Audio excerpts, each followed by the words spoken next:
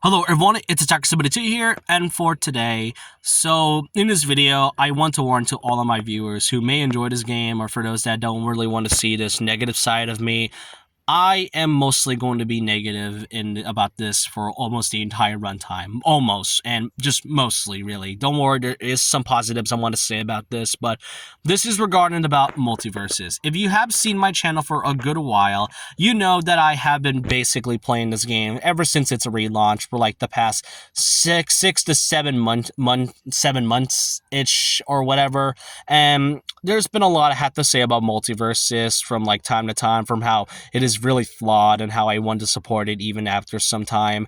And I have been kind of seeing Multiversus come and go when it comes to its popularity. Like, I played the beta for like a few months when it first released in 2022, then it shut down at around 2023, and then eventually came back a year later with its relaunch. And I just want to say this, and this might seem disappointing to a lot of you, I'm officially done with Multiversus. Like, for good. I am never going to play this game ever again, and I don't really think I want to come back to it, even after the newer character additions. Like, I've been seeing people wanted to see Wicked Witch, Aquaman, Amy, like Ruby Rose, or even, like, I don't know, Daffy Duck, but now I'm just not really much hype with this whole thing anymore, especially if they decide to add new content later on, and there's a good reason why. When the game relaunched last May, it did actually give a bit of hope in me because, you know, you got new characters like the Joker, Jason Voorhees, and Agent Smith from The Matrix, and then I guess there's also the free Banana Guard, which is just okay.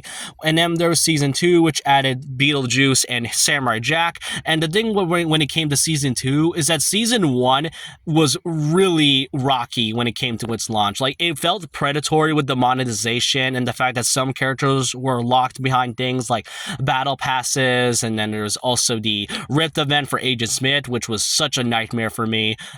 Season 2 did change a lot of that, but it didn't really feel as, you know, hidden, like the same feeling like Season 1. Then Season 3 came along, and it was, if not the most stale I've seen from Multiversus. I have not seen anybody talk as much during Season 3, except for like those that are hardcore Multiversus fans. And I mean, yeah, we did get the Powerpuff Girls, and then there was Nubia, which, you know, isn't much of a cool character, but hey, I mean, we got some female characters, which is great, but Season 3 really felt stale and kind of felt fillerish, especially with the unbalanced characters. But then came Season 4, which is the most noticeable I have seen, because Multiversus, when Season 4 released with the two highly requested characters, Raven and Marceline, that's when I noticed that it got a lot of hype. This was the most hype I've seen out of the game for the community ever since its relaunch. And if that doesn't tell you the state that Multiversus is currently in, then I don't know what is. Because I have those two characters, thankfully, which is pretty cool. But still, it is the state and the reputation that Multiversus is currently at. Because despite having great characters from Season 1 to Season 3, since relaunch, there wasn't much, you know, discussion during the middle seasons until Season 4 came out, which I can't really tell that's sad to see. And it's not just the stale statement that came with the game.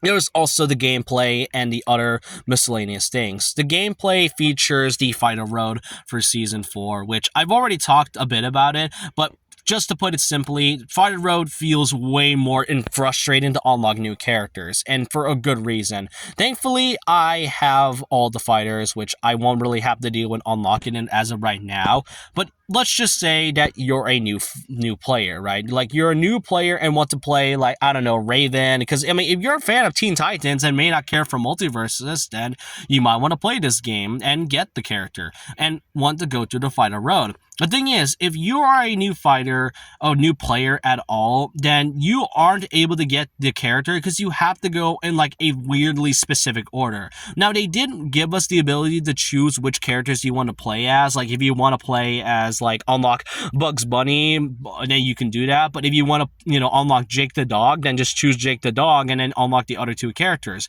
But then after you go to like a small bit of fighter road currency of XP, which is the way you unlock fighters entirely, then you have to grind 15,000 fighter road XP, which if you want to see how a match is in general, then that equates to a total of 150 matches in total. And that is a lot just to unlock one specific fighter.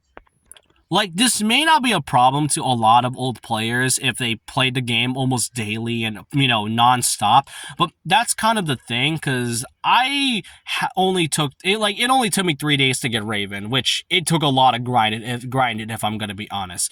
But then if you want to play as like Marceline, then you're gonna have to go through that same ordeal for like 15,000 fighter road XP. And given that there is a total of 33 fighters, like over 30 fighters in total, then good luck even trying to go through that just to unlock a specific character you want. I mean, if you don't want to get Velma or Black Adam, then too bad. You're gonna get them because the fighter road XP really just doesn't let you choose specific fighters or the lock in on certain characters that you want to unlock, which is really frustrating. Then there was the gameplay, which it has become more slower for some reason. Like every once in a while, whenever I go on a match, for some strange reason, it keeps kicking me out, whether it's due to poor connection or bad lagging, which is unable to make me play a match in the slightest.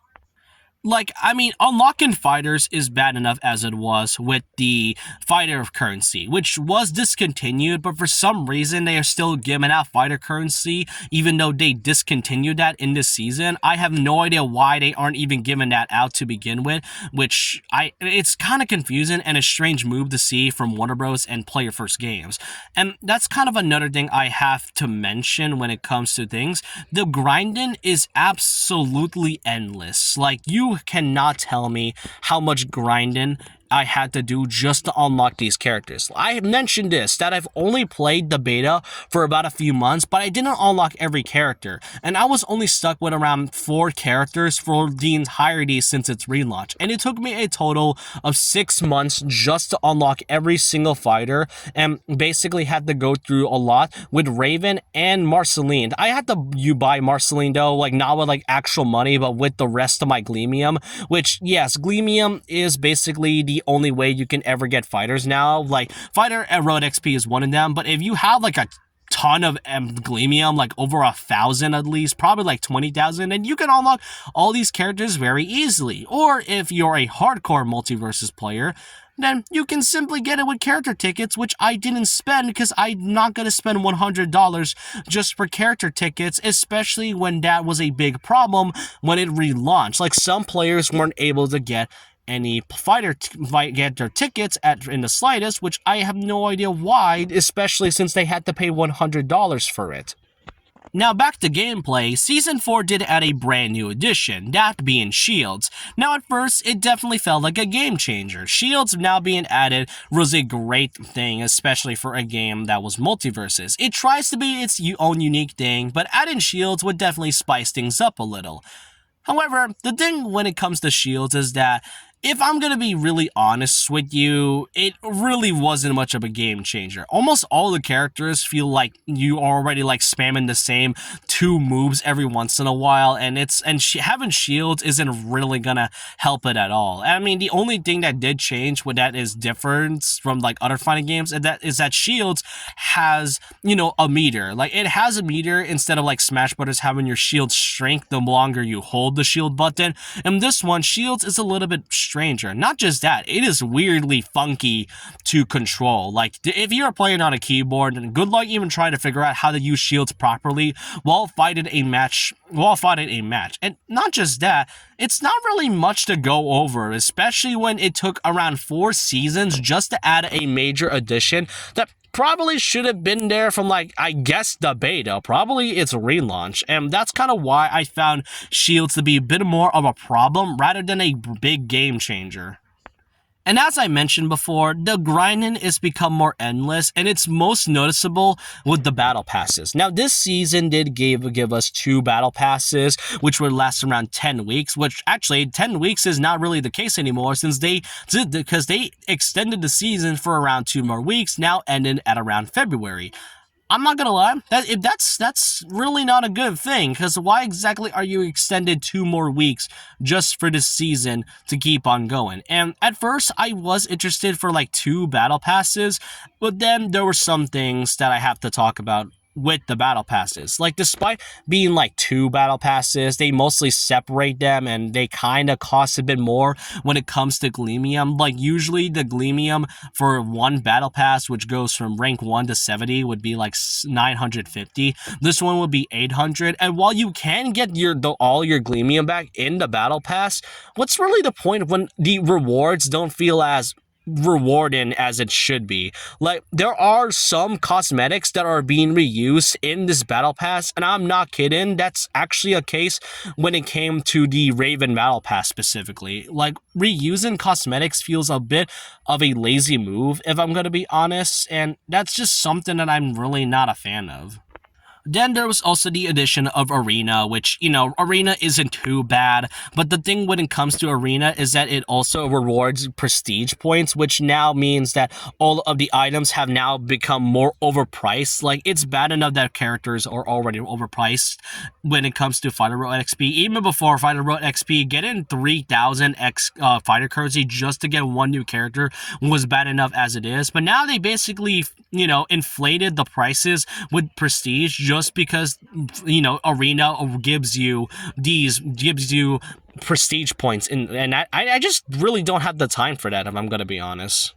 And then there was like some other miscellaneous parts, as like events, like starting events have like these character costumes which are elusive, which in this game's terms is just a limited time skin. I was so mad that I wasn't able to get the Bruce Wayne skin because it requires 6 candies, and there are limits to getting those candies since you have to grind endlessly just to get one costume, which you may not be able to get all of it because of how predatory the game is. And that's the thing I have to mention the most. Aside from the endless grinding, the monetization has become way, way worse as with each season. Like, we got different currency for like specific skins, currency for fighters, currency for, Fighter Road XP. It's just a lot to take in, and even then, the prices are so much. Like, I'm not gonna spend 2,000 Gleamium just to get a Batman skin, which I would really like to get. I would love to get the Michael Keaton Batman skin for Batman, but I just can't because of how predatory the prices are, especially when Gleamium is scarce enough as it is. And the last thing I have to mention when it comes to Multiversus is how unbalanced a lot of these characters are. But there's a lot. Now, I'm not much of a competitive player, if I'm going to be honest. I mostly play certain games casually, but Multiversus is a case where I feel like a lot of like some certain characters are so broken that it kind of makes the game very unfun. And I have all the fighters, and I could tell what some are broken and what some aren't broken. But that's all I just have to say about this game. Multiversus is just, if not a game, a shadow of what it was from its beta. And it's unfortunate that I had to basically leave this game for pretty much good. Like, I have been with this since the relaunch for like 7 months now, and even then I just can't get the same enjoyment ever since like May, and that's kind of the saddest thing about it. Now, there are a few good things I want to say about it. Like I said, I'm not going to be negative the entire video, as I just want to say a few more things before I even leave Multiversus for pretty much good. Now, the thing is that player first games at least knows and takes a lot of criticism from the audience and does a great amount of detail and effort put into this game. They added great additional characters like Raven and, Marceline, as I mentioned, characters like Samurai Jack, the Joker. They've added characters that people were requesting. I mean, heck, we are going to be seeing more characters that are pretty hype, but the thing when it comes to adding those characters like Aquaman or Daffy Duck, they aren't going to get the same hype as Raven Raven or Marceline ever did, and that's the saddest thing. But I really appreciate Player First Games adding characters that, especially listening to those that really want more female representation, like the ones I mentioned, and even characters that deserves to be in the spot, like Jason Voorhees and also Samurai Jack. Every character has their own details, a lot of great effort put into the voice lines. Like almost all the characters were provided by the original voices, and that's great. The stages are pretty great, which are, all comes from the original source material, which is great. Like, the amount of effort, I want to say, put into Multiversus is why I want this game to keep going. Heck, I stuck with this game for a good reason, for a good while, because I wanted to see Multiversus keep on being strong. It was unique than just it being a Smash clone. But now seeing it, I'm just not really ready to come back for it. Like, even no matter if they added characters that are really exciting, I just won't be there for it, and that's the saddest thing I have to say. But I hope you guys enjoyed this video, or more so, understand my choice. Multiversus was a game that was a shadow of its former self, and even though I wanted this game to keep on going, Warner Bros., if anything, pretty much ruined a lot about it from its really overly overuse of grinding, really bad monetization, like really bad monetization, and just the fact that it was stale. That's all I have to say about it. But I hope you guys enjoy this, and so with that, leave a like, comment, subscribe, hit the notification bell for more videos, follow my Twitter, and I'll see you guys next time. And remember this, once a legend, always a legend. And I want to say this one more time, goodbye, Multiversus.